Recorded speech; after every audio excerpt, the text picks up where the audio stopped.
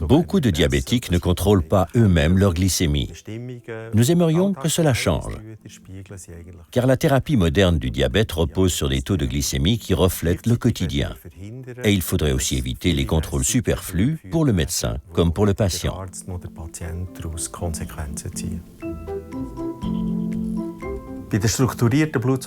Une mesure structurée de la glycémie part du principe que les patients effectuent surtout des mesures par paire, avant et après le petit déjeuner, ou avant le petit déjeuner et avant le dîner, ou même 3 mesures, avant le petit déjeuner, après et avant le dîner.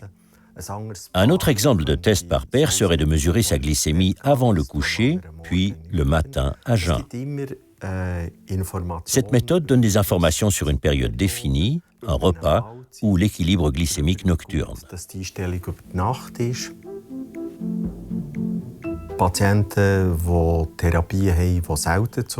Les patients aux thérapies qui n'entraînent que rarement des hypoglycémies font une paire de mesures 1 à 2 fois par semaine, comme on le voit ici, et 1 fois par semaine un profil de la glycémie sur une journée.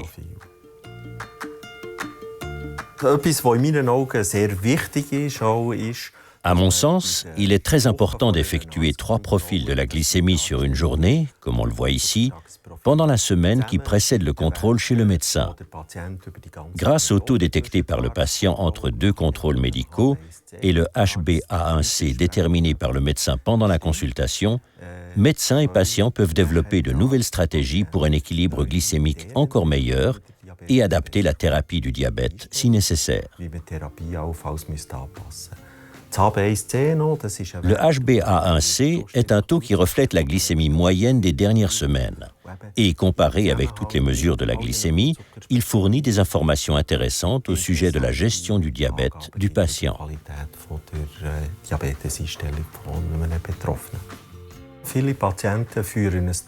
De nombreux patients tiennent un journal où ils notent les résultats de leurs tests de glycémie. Souvent maintenant, les taux sont directement sauvegardés dans le lecteur de glycémie, puis transférés sur l'ordinateur du médecin.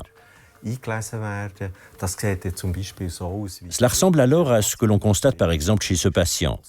Très bien réglé sur une longue période, on voit pourtant les taux empirer parce qu'une épaule posait des problèmes croissants et que le médecin de famille lui avait injecté de la cortisone, responsable de cette vague de taux de glycémie trop élevés.